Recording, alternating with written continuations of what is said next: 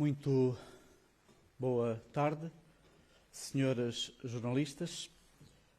Conforme o relatório epidemiológico emitido há pouco, registram-se 11.730 casos confirmados de Covid-19 em Portugal, o que representa mais 452 que no dia de ontem, mais 4%.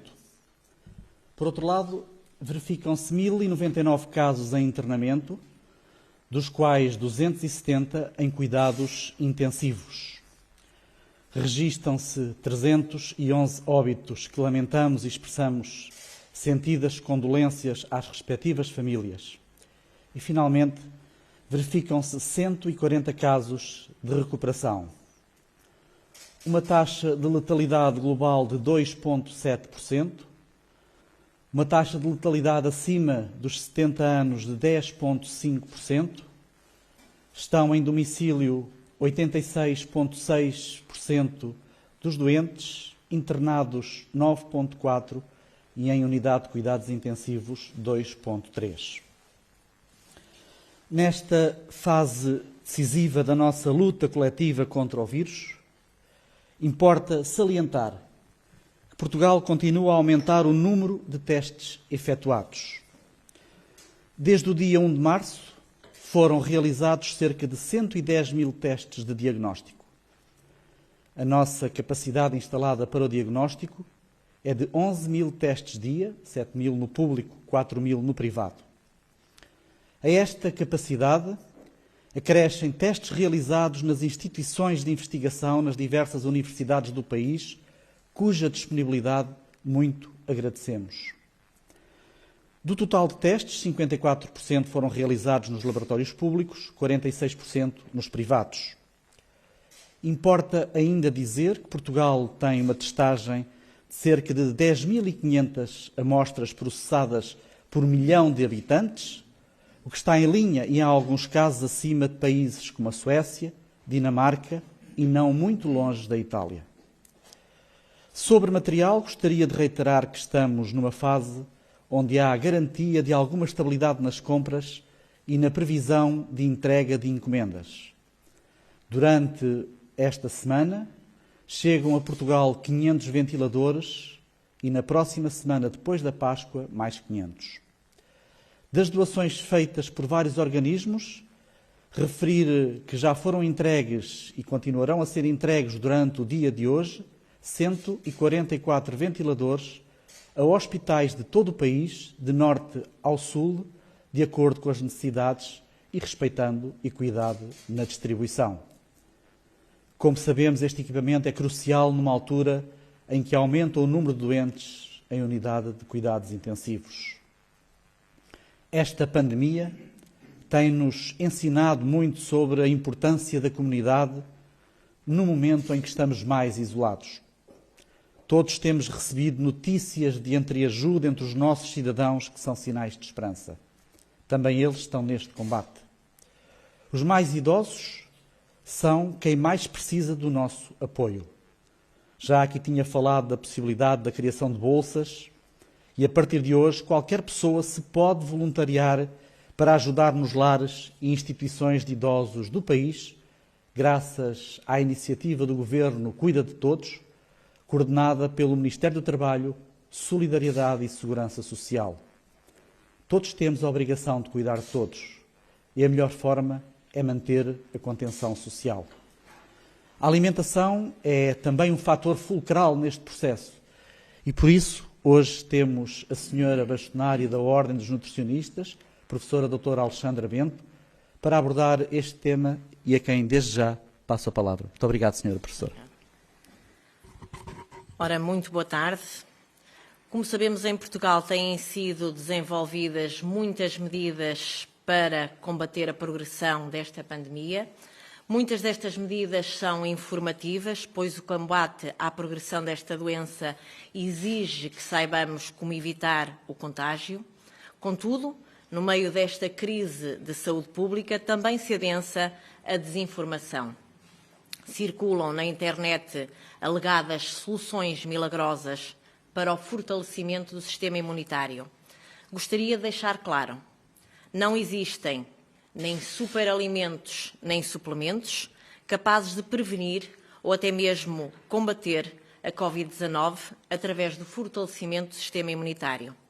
A verdade é que a alimentação equilibrada é fundamental para assegurar o adequado funcionamento do sistema imunitário.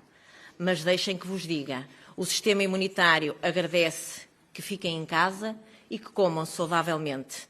A este propósito, a Direção-Geral de Saúde publicou recentemente um guia dedicado à alimentação em tempos de Covid, que pode e deve ser consultado. Nunca é demais lembrar, compre só os alimentos que precisa. Tenham um comportamento moral e não assambarque alimentos. Não haverá falta de alimentos. A cadeia de abastecimento de produtos alimentares está a funcionar, graças ao empenho do Estado em conjunto com aqueles que produzem, que transformam, que distribuem e que comercializam os alimentos.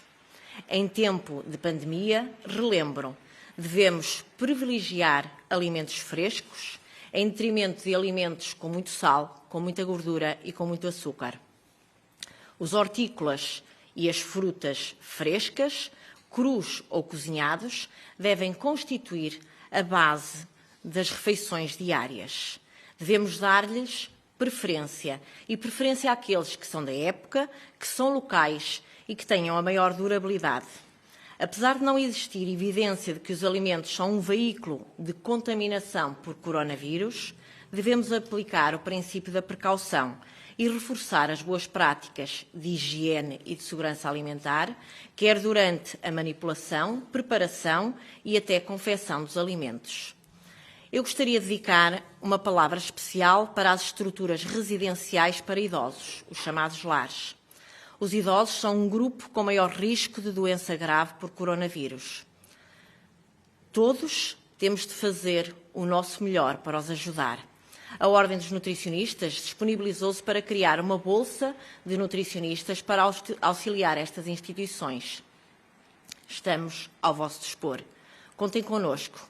Quero também aproveitar para agradecer a todos os profissionais de saúde, nos quais se incluem os nutricionistas, e para valorizar todo o seu trabalho. A este propósito, eu gostava de partilhar que a Ordem dos Nutricionistas elaborou um conjunto de boas práticas para os nutricionistas, no sentido de, por um lado, evitar o contágio, mas, por outro lado, assegurar uma alimentação saudável e segura para todos os portugueses. Destaco, desde logo, a reorganização das consultas de nutrição, o reforço das medidas de higiene e de segurança alimentar nas refeições que são produzidas e fornecidas, nomeadamente nos hospitais, o suporte nutricional ao doente Covid. Para terminar, eu gostava de deixar uma mensagem. Temos todos que lutar para vencer esta doença contagiosa, mas não vamos deixar crescer as doenças não transmissíveis, como é o caso da obesidade e da diabetes. Vamos todos fazer a nossa parte, cumprindo as medidas de etiqueta respiratória, de distanciamento social e ficando em casa, mas também tendo comportamentos saudáveis, comendo adequadamente e mexendo-nos o mais possível. Assim, também seremos agentes de saúde pública.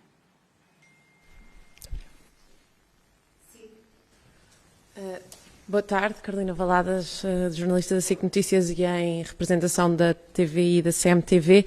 A DGS pediu um parecer sobre a utilização de máscaras. O que é que diz o parecer? Se vão aconselhar as pessoas a usarem máscaras e se podem garantir que existem máscaras suficientes para todos os portugueses a preços justos? Bom dia. De facto, nós pedimos um parecer em relação às máscaras, temos visto outros pareceres, mas continuamos a dizer que estamos alinhados à data, e volto a dizer à data, com a Organização Mundial da Saúde, que vem também ela própria produzindo pareceres nesta matéria, e esperamos que esta semana, quer a Organização Mundial da Saúde, quer o Centro Europeu de Controlo de Doenças Transmissíveis, emita novas orientações. E, portanto, o que estamos a fazer neste momento é uma análise dos pareceres, uma análise da evidência científica e, sobretudo, manter-nos alinhados com o que tem sido o pensamento da Organização Mundial da Saúde e do Centro Europeu para o Controlo de Doenças Transmissíveis nesta matéria. Portanto, teremos que aguardar mais uns dias para podermos responder concretamente às suas questões. Bom dia a todos, Sandra Felgueiras, em direto para a RTP3. Eu gostava de saber se concordam com a afirmação do bastonário da Ordem dos Médicos que voltou a repetir que Portugal já se encontra no limite dos cuidados intensivos. Temos hoje 270 internados em cuidados intensivos, mais 40 do que há 6 dias, e se já existe um protocolo para o caso de, em Portugal, não ser possível salvar todas as vidas. Ainda neste sentido, perguntar-lhe se as pessoas que têm acorrido aos serviços de saúde, sabe-se agora que há um aumento da curva de mortalidade por outras doenças que não o Covid. O que é que a Direção-Geral de Saúde e o Ministério da Saúde estão a fazer para evitar que o achatamento da curva por Covid esteja a ser acompanhado por um aumento da curva de mortalidade por outras doenças?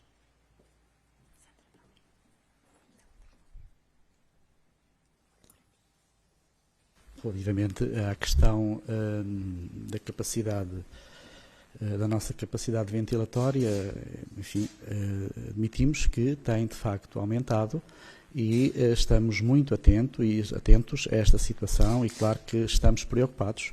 E daí também a questão da distribuição que estamos a fazer durante o dia de hoje, dos 144 ventiladores, uma distribuição o mais possível equitativa e com grande equidade por todo o país.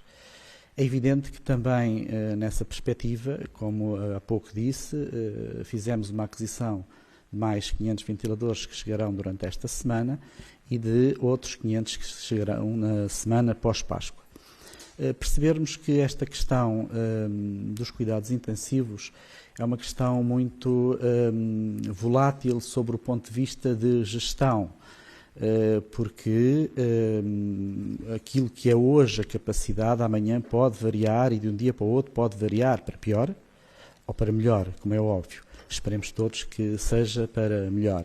Mas dizer-lhe que esta capacidade, nós estamos sempre muito atentos e acreditamos que com o que adquirimos ao longo destas semanas e com o que vamos distribuir, teremos com certeza capacidade para fazer face a uma situação menos boa.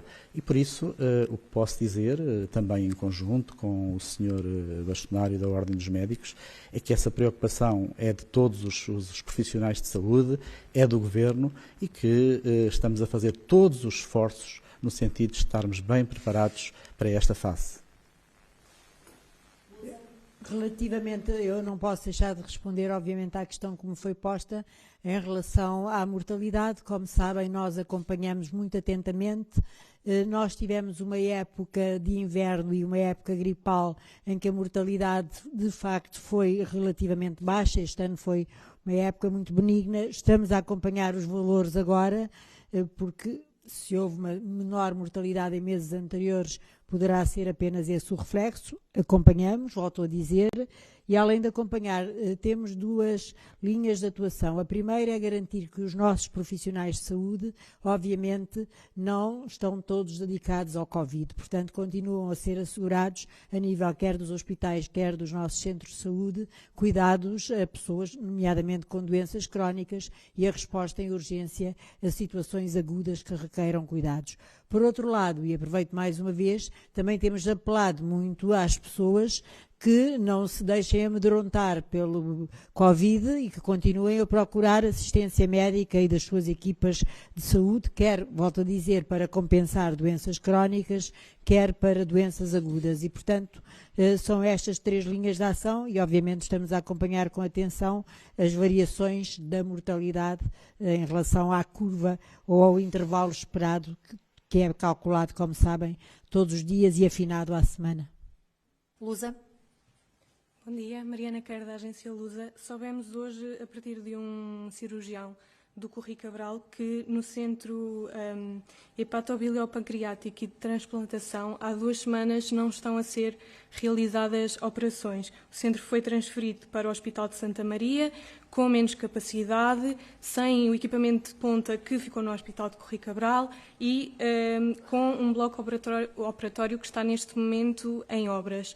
Isto tudo, apesar de no Corri Cabral, a equipa ter criado um circuito separado dos doentes com Covid-19 e neste sentido eu queria perceber o porquê de manter a decisão de transferir o centro para o Hospital de Santa Maria e o que é que vai ser feito para acautelar a situação destes doentes.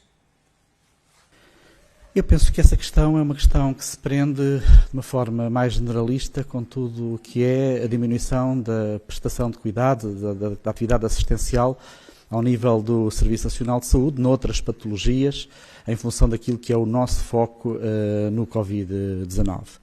E, portanto, no fundo, parte dessa questão tem a ver com esta diminuição da atividade assistencial. De qualquer forma, dizer-lhe que estamos já também a preparar um plano de futuro, que poderá ser um plano de recuperação para toda aquela atividade assistencial que agora diminuímos e que, portanto, teremos, obviamente, que acelerar na fase pós-Covid. Relativamente ao Hospital Corri Cabral, e integrado em toda esta estratégica, o que lhe poderei dizer é que essa situação está a ser analisada e ponderada com muita serenidade para percebermos se exatamente o Hospital Corri Cabral poderá ser uma zona dedicada exclusivamente ou não só para Covid, tendo que, obviamente, se assim o for, transferir algumas das valências e alguma daquela que é a atividade assistencial para outros hospitais. SAP por videoconferência. Bom dia, Inês Alves, do SAP 24. Gostaria de saber se há disparidade no acesso aos testes, nomeadamente na forma como estão a chegar aos diferentes pontos do país e ainda neste âmbito, aliás, há dúvidas se as pessoas que ficam infectadas uma vez podem ou não voltar a ficar infectadas e se justifica ou não a realização de um segundo teste. Eu posso responder, se o Sr. Secretário de Estado depois complementará. Os testes têm estado a chegar onde eles são necessários.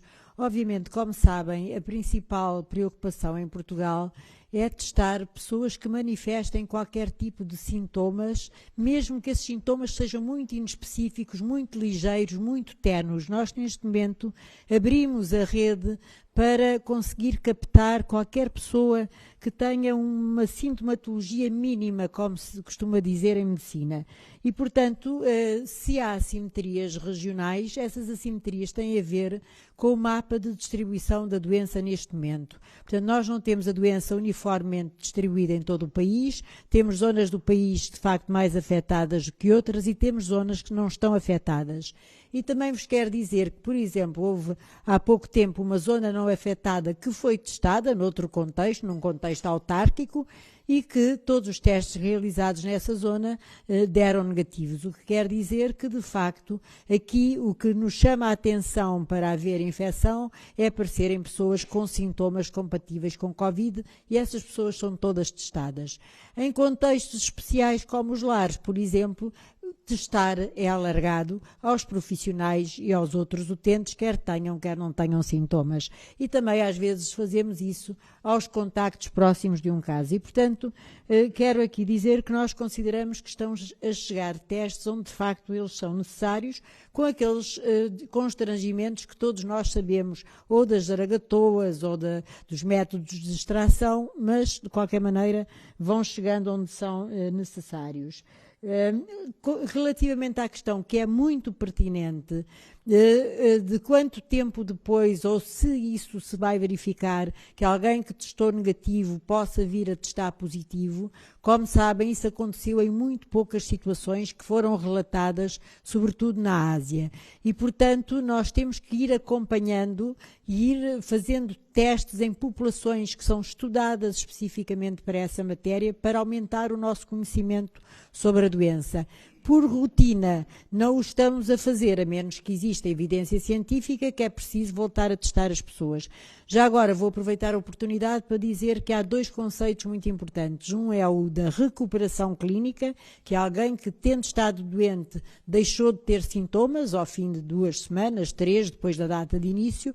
E outra coisa é que alguém que recupera clinicamente e que, portanto, para o próprio está bem, no entanto, durante um período mais longo, pode ainda transmitir alguns vírus. Portanto, este vírus, já dissemos muitas vezes, é um vírus novo, com características diferentes, e à medida que passa o tempo, vamos aprendendo mais coisas sobre a sua dinâmica. E, portanto, é nesse estadio que estamos, a aprender uns com os outros.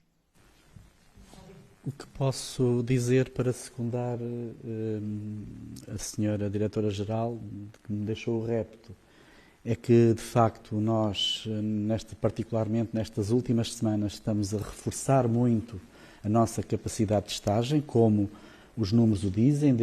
Até desde o dia 1 de março realizámos cerca de 110 mil testes e, como há pouco também disse, importa dizer que Portugal tem uma testagem de cerca de 10.500 amostras processadas por milhão de habitantes, o que de facto está em linha com alguns dos países que mais testam na Europa. E, portanto, penso que estamos a fazer este esforço e este reforço da nossa capacidade de testagem, que é bem evidente nos números que apresentei. Muito obrigada.